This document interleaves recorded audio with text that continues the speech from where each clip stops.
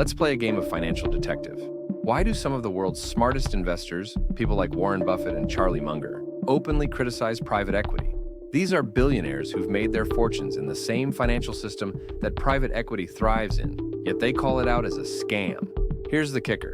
This isn't just about billionaires sparring with other billionaires. Private equity's shady practices ripple down to people like you and me. From the businesses we rely on to the jobs that pay our bills, private equity firms are reshaping the economy, and not in a good way. So what's going on behind those closed boardroom doors? And why does this so-called wealth creation leave devastation in its wake? Stay tuned, because we're about to uncover the truth. Quick question. Ever wondered why your favorite retail chain suddenly vanished, or why jobs in your community keep disappearing? Spoiler alert. It might have something to do with private equity.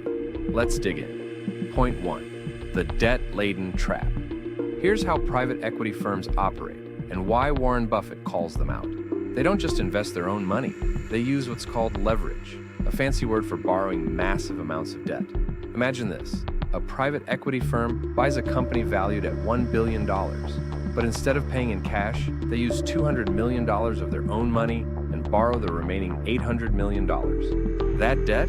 It doesn't go on the private equity firm's books. It's dumped onto the company they just bought. This is called a leveraged buyout, and it's as risky as it sounds. Now the company isn't just running its business, it's drowning in interest payments. And guess who gets paid first? The private equity firm, through hefty management fees. It's like taking out a credit card in someone else's name and sticking them with the bill. Why does this matter to you? Because when businesses are crushed under this kind of debt, jobs are slashed, stores are closed, and communities suffer. The private equity firm, however, they've already pocketed their fees and moved on to the next victim. Let me ask you this. If you were betting on a horse race, would you pick the jockey who puts weights on the horse's back and then bets on it to win? That's private equity in a nutshell. But debt isn't their only trick. What comes next is even more devious, and it's something Buffett and Munger despise. Point 2. The illusion of growth. Private equity doesn't just buy companies, they repackage them. They'll boast about streamlining operations, improving efficiency, and positioning the business for growth. And for a while, it might even look like they're succeeding. But here's the dirty secret. This growth often comes at the expense of the business itself. Take a retail chain, for example. Private equity swoops in and starts slashing costs. Research budgets? Gone. Employee training programs? Cut. Inventory levels? Reduced to bare bones. Sure, this pumps up short-term profits, but it guts the company's ability to innovate or compete in the long run. Here's a fun thought experiment. Imagine buying a car, draining all the oil to save money, and then driving it at full speed. Sure, you might get a few miles out of it, but how long before the engine blows up? This is exactly what happens when private equity firms treat companies like disposable assets. And when the cracks start to show, what do? That's where their most cunning trick comes into play. Point 3. The exit strategy. Profit for them, pain for everyone else. When the private equity firm decides to sell the company, they make it look like a roaring success. They've stripped costs to the bone, juiced up the financial statements, and found a buyer who's willing to pay a premium. But here's the problem. The business is often left hollowed out, unable to survive in the long term. Employees are laid off, local economies are destabilized, and customers are left with fewer options.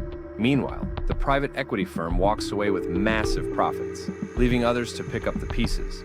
This isn't just happening to struggling businesses. It's happening to household names, companies you've shopped at, relied on, and maybe even worked for. And if private equity can bring down giants, what's stopping them from impacting your industry next? Oh, and let's not forget those reinvestment promises. They're about as real as the tooth fairy. So what do Buffett and Munger suggest we do? The answer might surprise you. Point 4. The Buffett and Munger perspective. Warren Buffett and Charlie Munger have spent decades building businesses the right way, focusing on long-term value, treating employees and customers well, and avoiding shortcuts. Their criticism of private equity isn't just about pointing fingers. It's about reminding us what responsible capitalism looks like.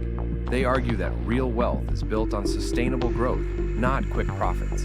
And they're urging investors, regulators, and the public to demand more accountability from private equity firms. So, what's the lesson here? Don't chase shiny objects. If it looks too good to be true, like private equity's promises, it probably is. But here's the good news. You don't need to rely on these risky schemes to build your wealth. There are smarter, more ethical ways to grow your money, and it starts with taking control of your own investments. Now that you know the truth about private equity, let's talk about your financial future. If you're ready to build wealth the smart way, starting with just $100, check out my video, Stock Market 101, Beginner's Guide to Building Wealth. In it, you'll learn how to invest responsibly, avoid scams, and create lasting financial success. Click the video on your screen, and I'll see you there. If you found video helpful, like the video, share with your friends and family, and subscribe to the channel. See you in the next video.